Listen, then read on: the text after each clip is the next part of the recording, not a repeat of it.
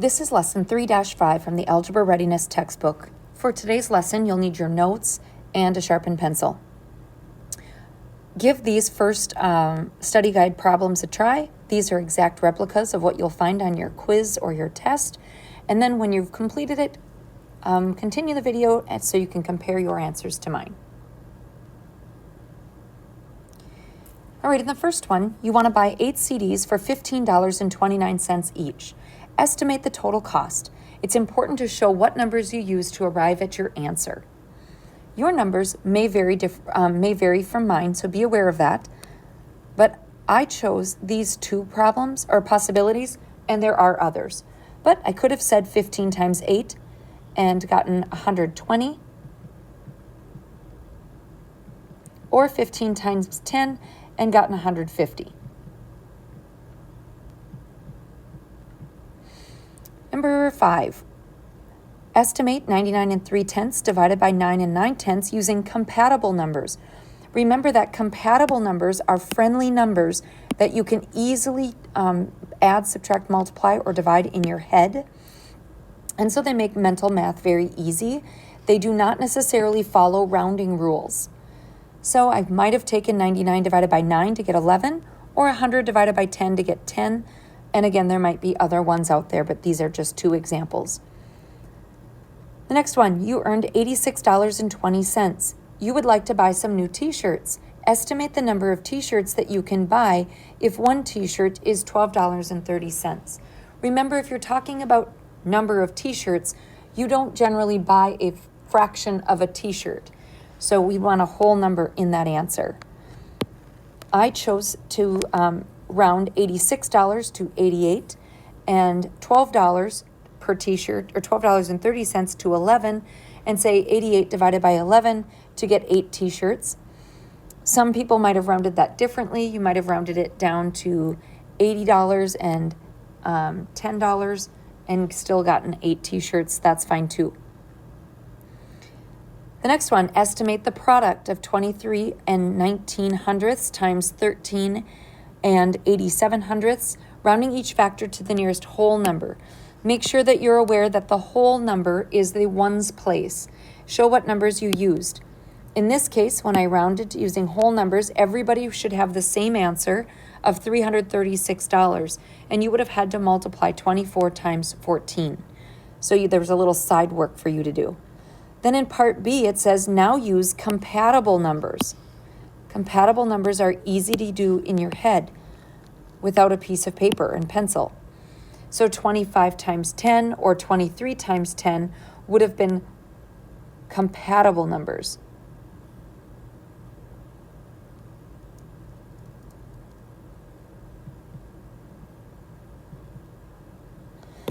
Now you can see that compatible numbers are much easier to multiply by. So which method do you prefer? You probably said B, compatible numbers, because it's easier to do in your head without taking out pencil and paper.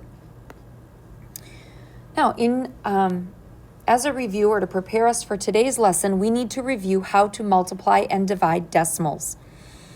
In order to multiply decimals, you learned in 6th grade that you multiply the two numbers ignoring the decimals. If you did not remember how to do this, please pause the video and write these down, these steps down, so that you can refer back to them. Once you're done multiplying the decimal, you place the decimal, not in the quotient, in the product,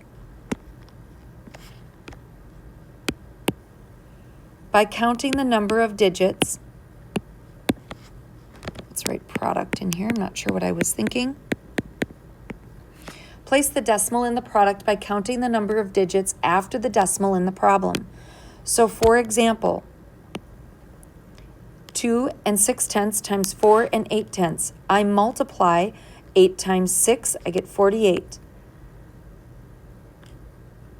Oh, no, I'm sorry, 4 and 5/10. 5 times 6 is 30, place the 0, carry the 3. 5 times 2 is 10, plus the 3 is 13. Then I cross out the 5, which is what made me think it was an 8.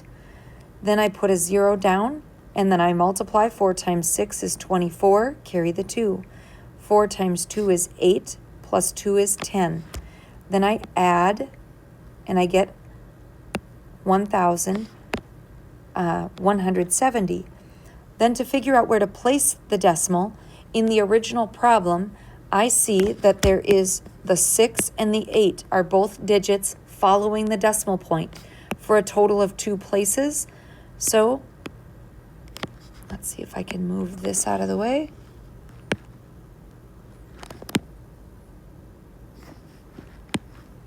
Maybe I can't. There we go.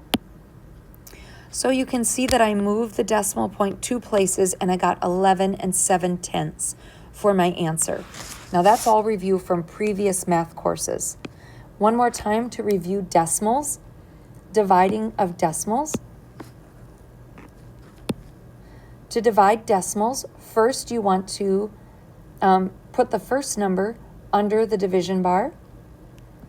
Then you're going to move the decimals so that there is no decimal in the divisor. So you will see that I moved this decimal here over next, and then I had to move this one over also. Then you place your decimal point straight up. And then divide like normal. Lastly, 4 goes into 26 6 times. 6 times 4 is 24. Subtract, you get 29. 4 goes into 29 7 times. And you get, anyway, when you divide, you get 6 74/100. I noticed that the beginning problem had a positive divided by a negative, so my answer would be a negative 6 74/100. And that, again, all of this was review from previous math courses. So our goal today is to use that knowledge of multiplying and dividing decimals to solve one-step equations. For example, m divided by negative 7 2/10 equals negative 12 5/10. I learned in the last chapter that when I'm trying to solve a one-step equation, I start by putting a line down the equal sign. I ask myself what operation is happening between the number and the variable.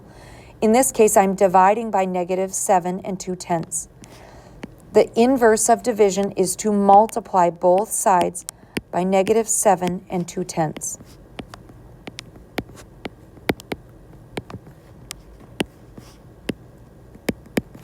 So I'm going to do a side problem of multiplying 12 5/10 times 7 2/10.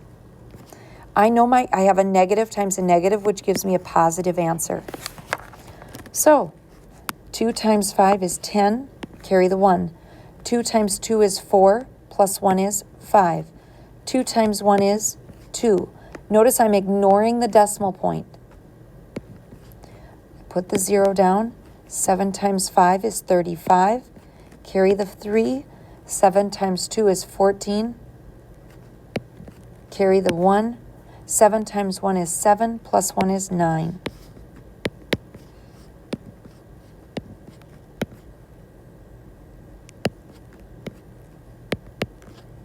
Okay, then I need to place my decimal point.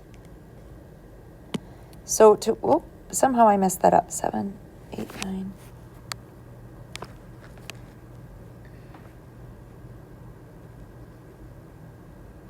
I'm just looking back somewhere. I made a mistake. 14, 17. Oh, this was an 8. Here's my mistake. 7 times 1 is 7, plus 1 is 8. There we go. And 8 plus 1 is 9. Now I'm ready to review how many places are the placement of the decimal. This is 1 digit after the decimal point. Here is 1 digit after the decimal point. And so I get 2 places to move my decimal point in, and my answer is 90. Now, just like before, you're able to check your work by placing 90 back into the original problem. 90 divided by negative 7 2/10, does it equal negative 12 5/10? I'm going to do a little side problem 90 divided by 7 and 2/10. Remember, when dividing decimals, I need to move that decimal point so that it is all the way to the right. 72 does not go into 90, or does not go into 9. It goes into 90 one time.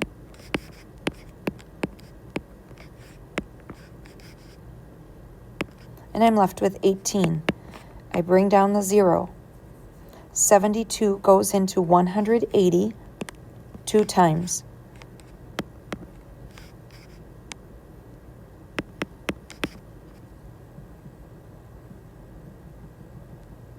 Then I subtract, and I get 36. Bring down the 0.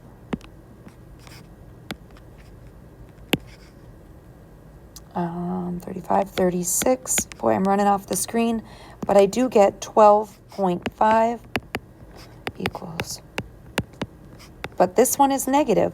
Is the left side negative? Positive divided by negative is a negative. So it does check. Now, we have already talked about how to check our work, and so I'm not going to demonstrate that again during this lesson. Just know that you are expected to show all of your work and check every answer to be sure that you have your answer correct. Okay, pause the video and try these 3 problems. Then come on back to check to see if you got the same answer that I did. All right, in this first one, you are going to want to multiply both sides by -6. When I multiply both sides by -6, I get r equals -3. Then check your work by putting -3 back in for r, and you do get 5/10 equals 5/10. Part B. You should multiply both sides by 2.5. When I multiply the right side by 2 and 5/10, I get 12 and 5/10. Then check your work. It will involve you doing side problems, but you can see I had to delete my side problems because I'm running out of space on this page. Letter C.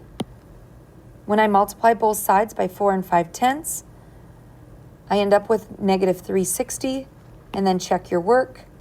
And when you check your work, you do get -80 equals -80. Okay, let's try a word problem involving a similar scenario. In the 1923 baseball season was one of Babe Ruth's best. He was at bat 522 times and had a batting average of 393 thousandths, rounded to the nearest thousandth. The batting average formula is A equals H divided by N, where A is the batting average, H is the number of hits, and N is the number of times at bat. How many hits did Babe Ruth make? Okay, we always read our word problems at least twice, so one more time. This time, we're going to try to pick out important information, like A, the value for A, the batting average, H, the number of hits, and or N, the number of times he is at bat. The 1923 baseball season was one of Babe Ruth's best. He was at bat 522 times. Oh, that's my N value.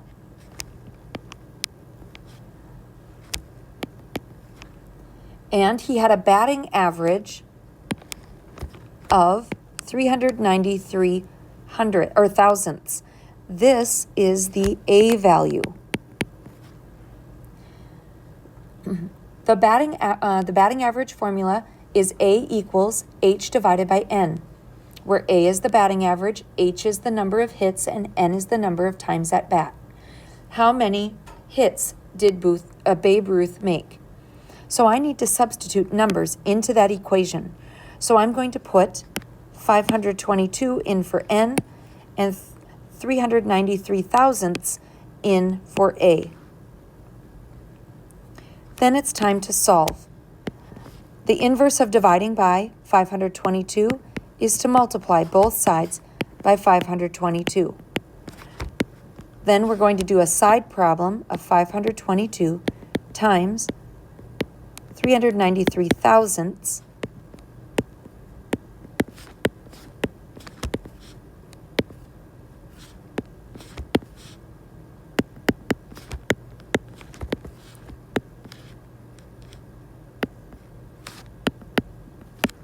Make sure you're adding these zeros here where you're supposed to when you're done with each column. Then you're ready to add 6. 6 plus 8 is 14. 15.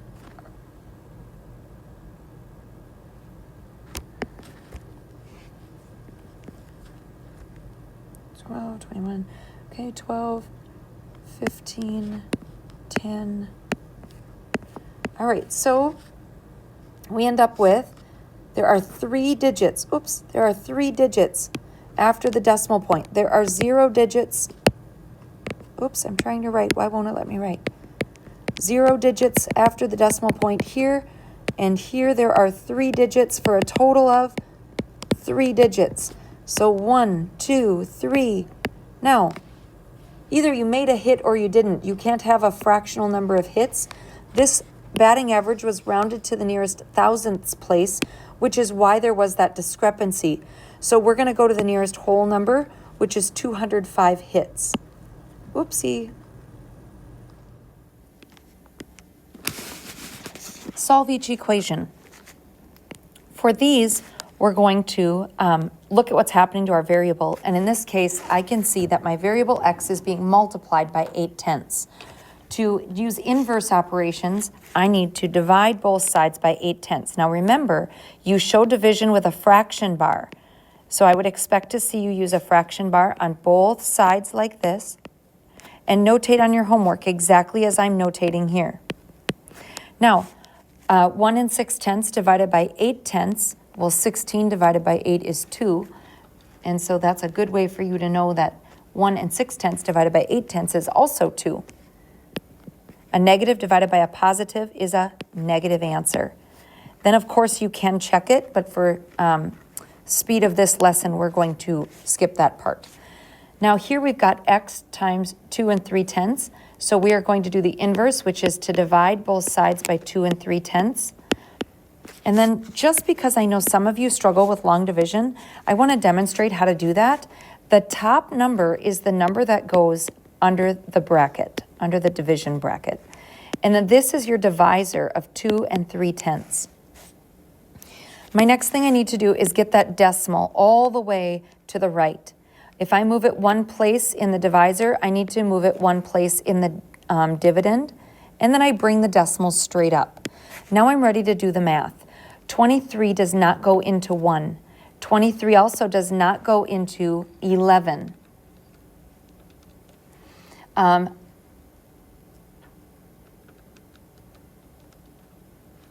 115 divided by 23, I'm not sure, so let's try a 5. 5 times 3 is 15, 10, 11. It goes in exactly 115. So my answer is 5/10. Now I look, it's a positive divided by a positive, so a positive answer. Okay, pause the video, try the last one, come on back to compare your answer with mine. In doing this one, you should have gotten 90 9/10. And your work should look like this.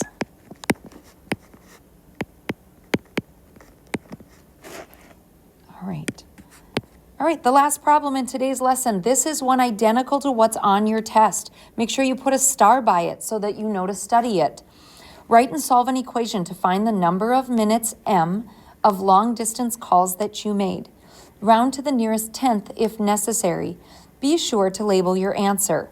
So our goal is to find the number of minutes. You pay 7 cents per minute. Immediately, I want you to change 7 cents to 7/100ths of a dollar. 7/100ths. Do not use the number 7. You pay 7 cents per minute for long-distance phone calls on your phone.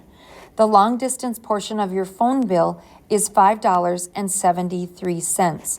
Find the number of minutes of calls. To use your variable, you're trying to find the number of minutes. So m equals number of long distance minutes. Make a plan to solve. Well, I am spending 7 cents for every minute that I am on a long distance call, and my total was $5.73. Now I'm ready to solve this and label it. Because I am multiplying my variable by 7 cents, I'm going to divide both sides by 7 cents.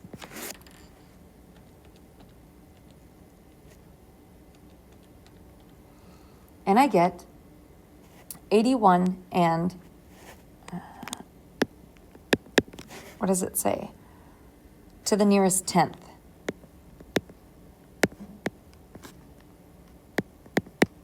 The tenths place is right here, and so I would say 81 and 9/10 minutes. Make sure you label it. And of course, you're going to have to do a side problem to calculate it. I had the answer already done. And so now you're ready to give this a try. Show that you can solve one-step equations using decimals on your homework. Page 148, 16 through 31. Make sure you're showing all of your work and all of your steps on how you solve those equations.